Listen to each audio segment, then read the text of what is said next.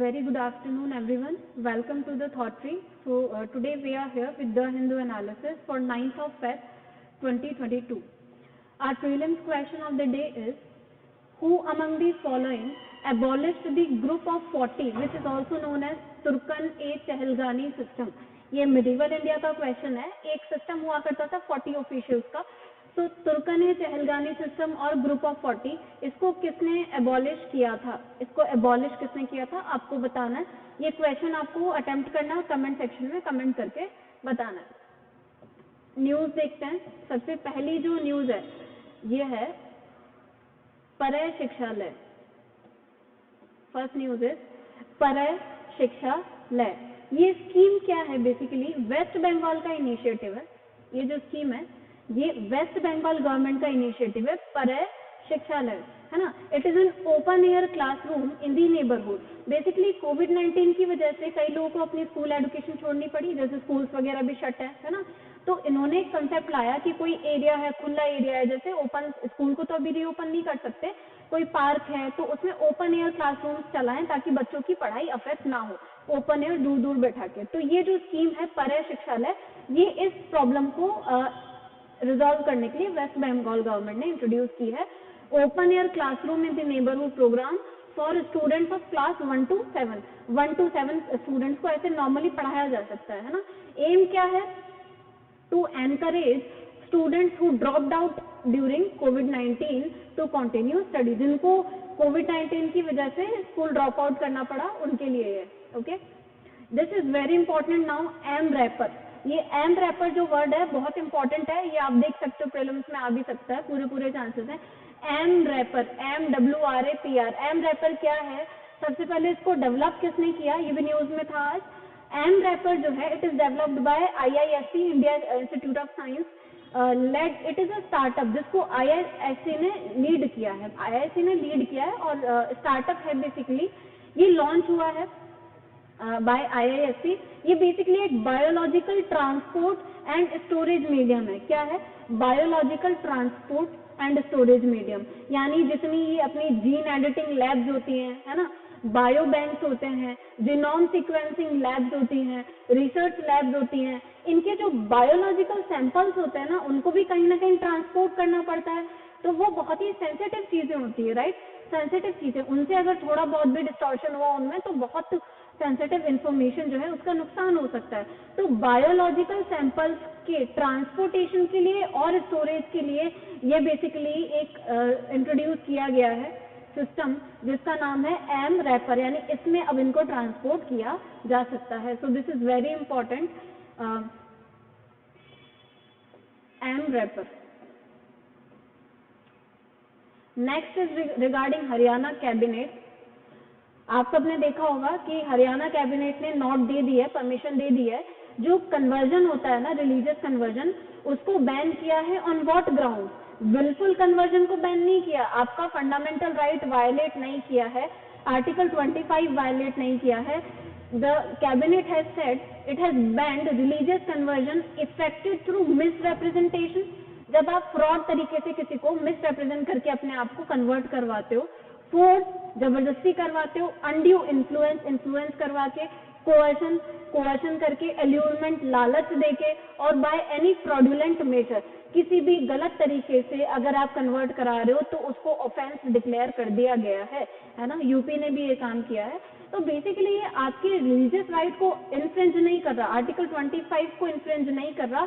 लेकिन आर्टिकल 25 क्या कहता है? You are free to propagate your religion. लेकिन आप जबरदस्ती किसी को कन्वर्ट नहीं कर सकते. अगर जो कन्वर्टी है, जो कन्वर्ट होना चाह रहा है, उसको किसी रिलीजन की आइडियोलॉजी में फेथ है, समझ आती है आइडियोलॉजी, बाय विल, इन सब के अलावा अगर मन से कन्वर्ट होना चाहता है तो उसको बैन नहीं किया. लेकिन विलफुल कन्वर्जन आप नहीं करवा सकते.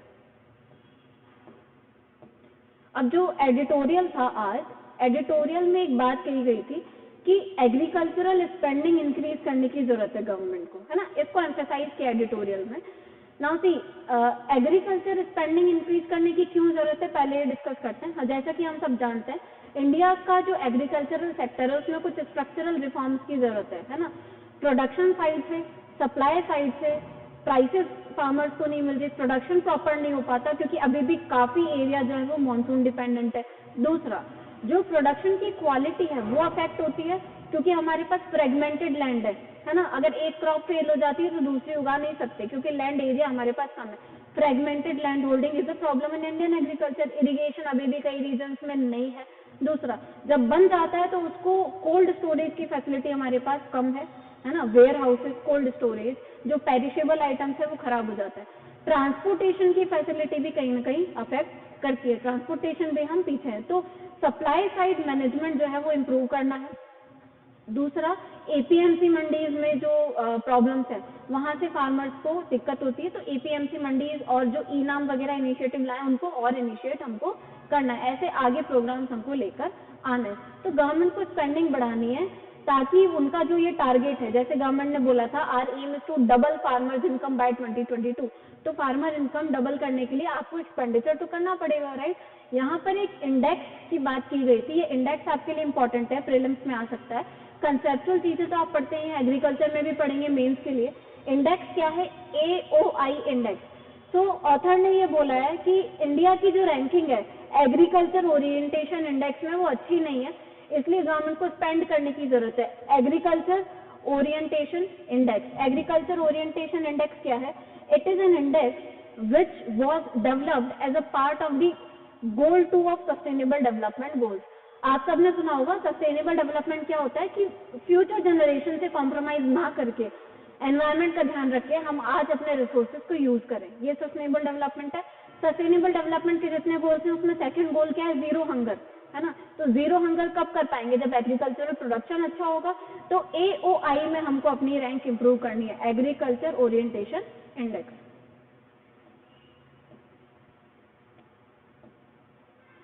एक और साइड में एक कॉलम दिया हुआ था जिसमें फिलैंथ्रोपी पे टैक्स इंसेंटिव देने की बात की गई है।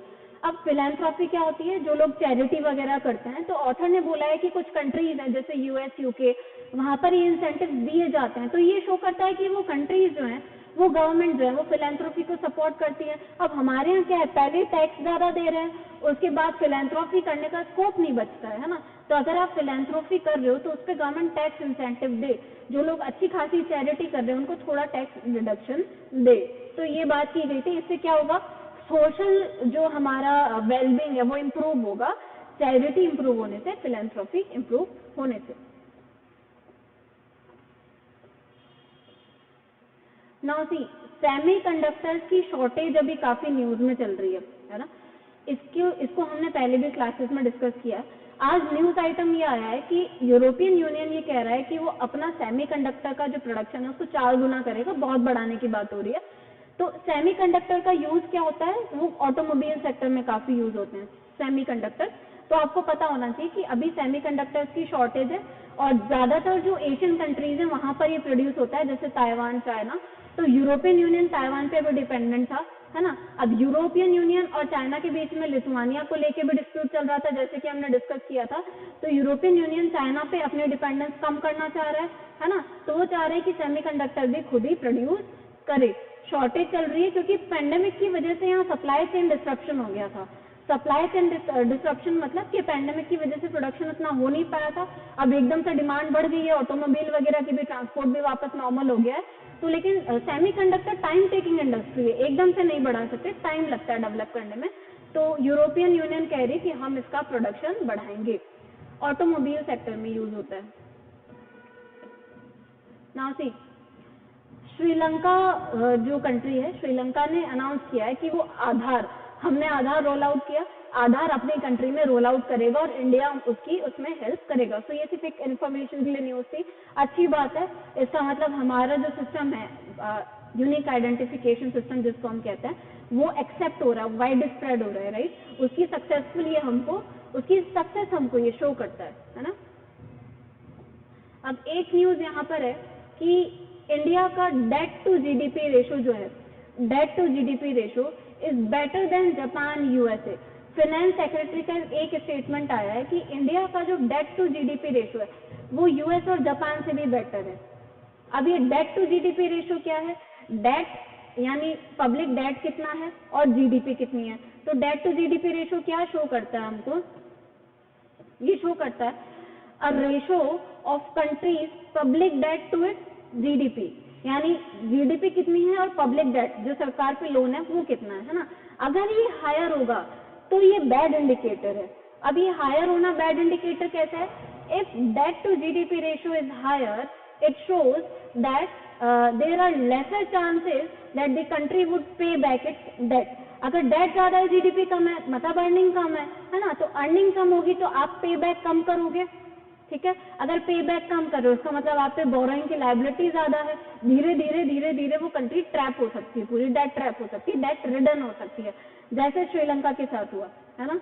तो हायर रेशो अगर है तो इसका मतलब कंट्री की एबिलिटी कम है रीपे करने की, राइट।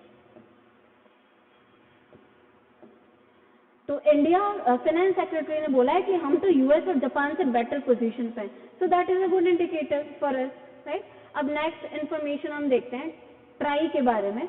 आप लोगों ने कई बार सुना होगा telecom regulatory authority of India, है ना। ये आज न्यूज में क्यों है? क्योंकि जैसे यू ऑल नो 5G को रोल आउट करने के डिस्कशन चल रहे हैं, डिबेट चल रहे हैं, तैयारी चल रही है, तो 5G से रिलेटेड इसकी न्यूज थी। ट्राई के बारे में हम देख लेते हैं, ट्राई काफी न्यूज में है अभी, तो ट्राई है क्या, इस पर डायरेक्ट क्वेश्चन भी आ सकता है। Try is telecom regulatory authority of India. India में जो टेलीकॉम सेक्टर है उसका ये रेगुलेटरी है, ठीक है। जैसे बैंकिंग सेक्टर का रेगुलेटर कौन है? आरबीआई है। फाइनेंशियल सेक्टर का रेगुलेटर कौन है? सेबी है। ऐसे टेलीकॉम सेक्टर का रेगुलेट कौन है? Try, telecom regulatory authority of India. Now see, ये स्टैट्यूटरी बॉडी है क्योंकि it was established under telecom regulatory authority of India act of 1997। इसका एम क्या है? एम हम देख लेते हैं। एम है to create nurture conditions for growth of telecommunication in the country. हमारे यहाँ टेलीकम्युनिकेशन की ग्रोथ का एनवायरनमेंट एस्टेब्लिश करना, टेलीकम्युनिकेशन की नई नई टेक्नोलॉजीज को प्रमोट करना।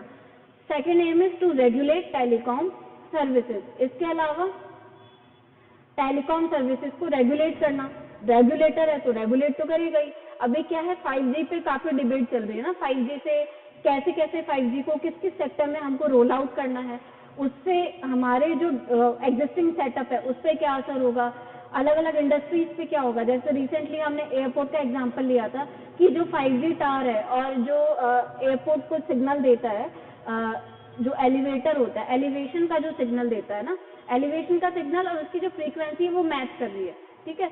तो उससे क्या होता है, डिस्ट्रप्शन हो रहे हैं नेटवर्क में। तो हर इंडस्ट्री में क्या क्या इसका इम्पैक्ट हो सकता है 5G का, वो भी हमको देखने को मिलेगा, न्यूज में रहता है। तो ट्राई इज इम्पोर्टेंट। ट्राई का हेडक्वार्टर कहाँ है? दिल्ली में है, हेडक्वार्टर्ड इन दिल्ली।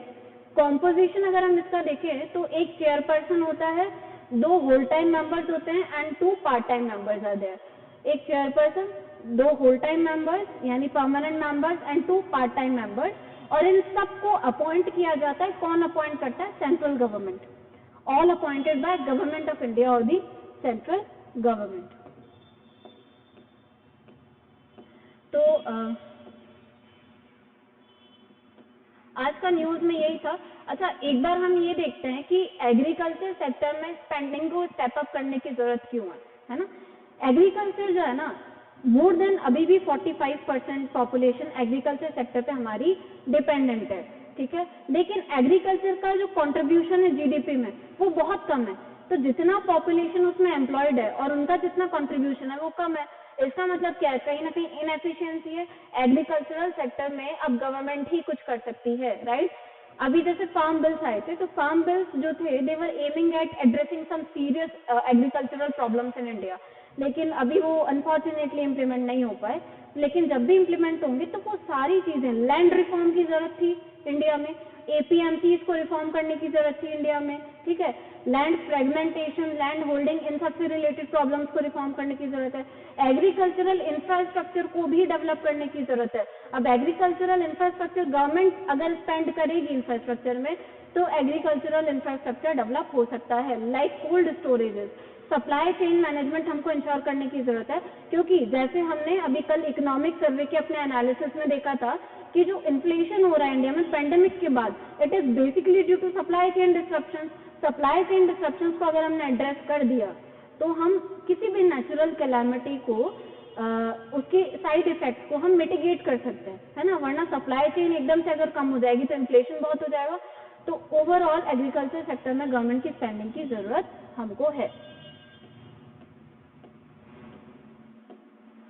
और ये जो हरियाणा कैबिनेट वाली न्यूज़ है जिसमें जबरदस्ती कन्वर्जन करना बैन किया गया, यहाँ पे आपको आर्टिकल 25 की डिबेट भी मिल सकती है कि ये आर्टिकल 25 को वायलेट करता है, लेकिन ये आर्टिकल 25 को वायलेट नहीं करता, क्योंकि कॉन्स्टिट्यूशन में किसी को भी जबरदस्ती रिलीजियस कन्वर्ट करवाना कोई फंडामेंटल राइट नहीं है। आपको अपने रिलीजन को प्रोफेस करने की, प्रोपोगेट करने की आज़ादी है, लेकिन किसी दूसरे को जबरदस्ती कन्वर्ट करने की आज़ादी नहीं है। तो it does not violate constitution और any of your fundamental rights. एम रे पर आपको ध्यान रखना है। एंड अब क्वेश्चन पे आ जाते हैं हम। क्वेश्चन का आंसर देखते हैं क्या है। तो मिडीवल इंडिया में एक सिस्टम हुआ करता था जिसको चौभागा सिस्टम भी कहते थे या तुर्कने चहलगानी ग्रुप ऑफ 40 ऑफिशियल्स कहते थे। इस सिस्टम को अबॉलिश किसने किया था? इंट्रोड्यूस करने की बात नहीं हो रही, अबॉलिश करने की बात हो रही है। इस सिस्टम को बलबन ने अबॉलिश किया था। So your answer is C, Balban ने अबॉलिश किया था। ठीक है। सो आज के लिए this was it. Economic survey की आपको न्यूज़ आइटम्स, इकोनॉमिक सर्वे के एनालिसिस आपको मिल रहे होंगे।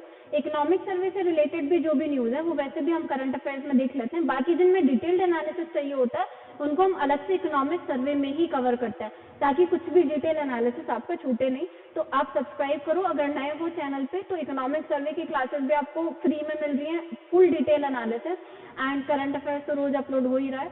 आई होप आपको समझ आ रहा होगा अच्छे से हम जो भी डिस्कस कर रहे हैं। अगर आप पसंद कर रहे हैं वीडियोस को करंट अफेयर्स के एंड इकोनॉमिक सर्वे के, तो please do like us, share us and subscribe. Thank you, have a great day.